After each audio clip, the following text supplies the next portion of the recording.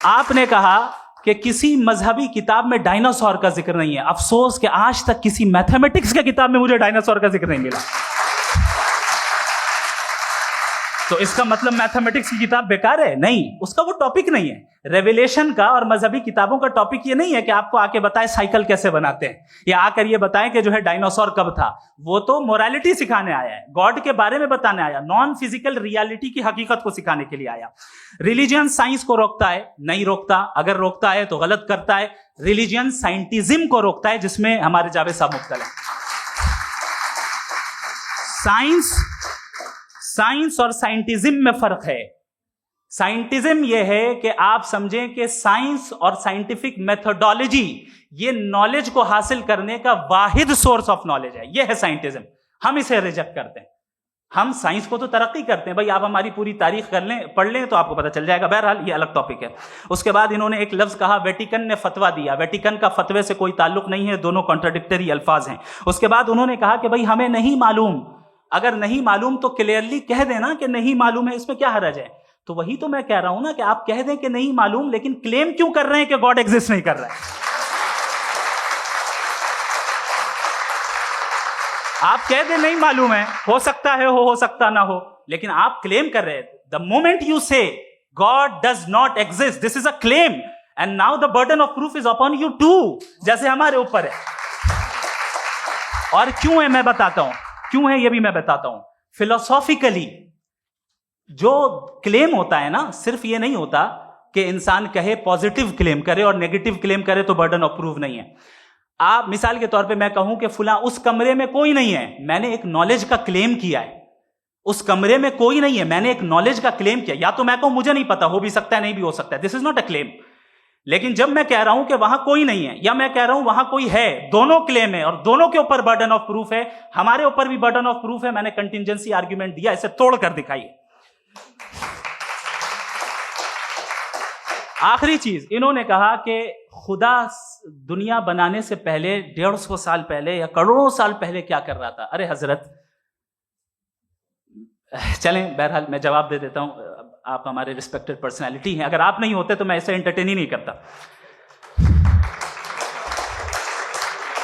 Time, یہ 100 سال پہلے یا 100 سال بعد, پہلے بعد میں ابھی, یہ وہ الفاظ ہیں جن کا تعلق ٹائم سے ہے.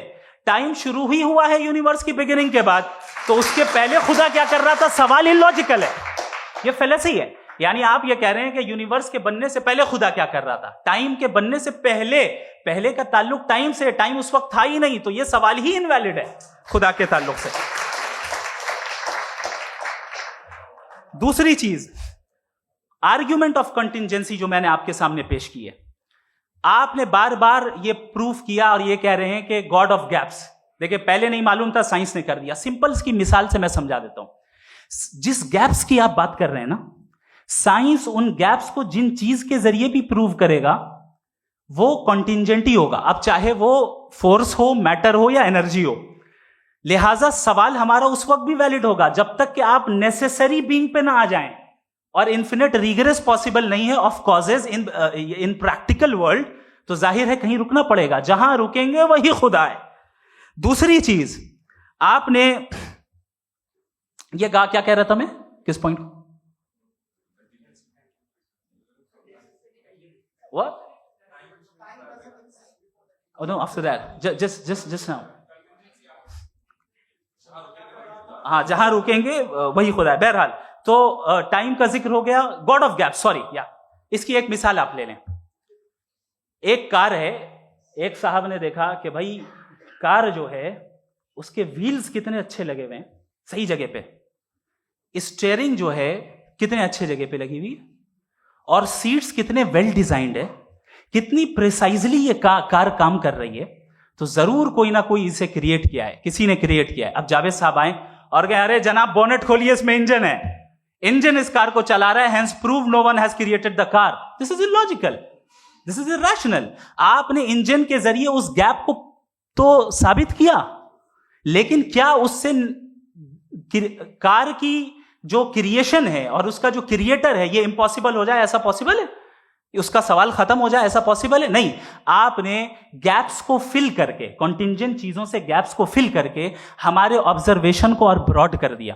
اب ہمیں اور پتا چل گیا کہ یہ جو کار ہے اس کا سسٹم کتنا زیادہ کمپلیکس ہے. پہلے کم سمجھتے تھے، اب کمپلیکسٹی اور زیادہ واضح ہو گئی. اب ہمیں سمجھ میں آ رہا ہے کہ ہماری سرٹنٹی اور بڑھ گئی کہ ضرور اس کار کو کسی نہ کسی نے بنایا. یہی معاملہ یونیورس کا ہے.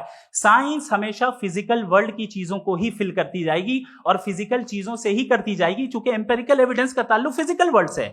آپ سائنس کے ذریعے میٹا فزیکل ریالٹی کو کبھی ثابت نہیں کر سکتے. یہ رانگ ٹول کا استعمال کرنا ہے. یہ وہی کام ہے کہ آپ میٹل ڈیٹیکٹر سے پلاسٹک ڈیٹیکٹر کرنے چلیں، جو کہ ظاہر ہے صحیح نہیں ہے. Thank you.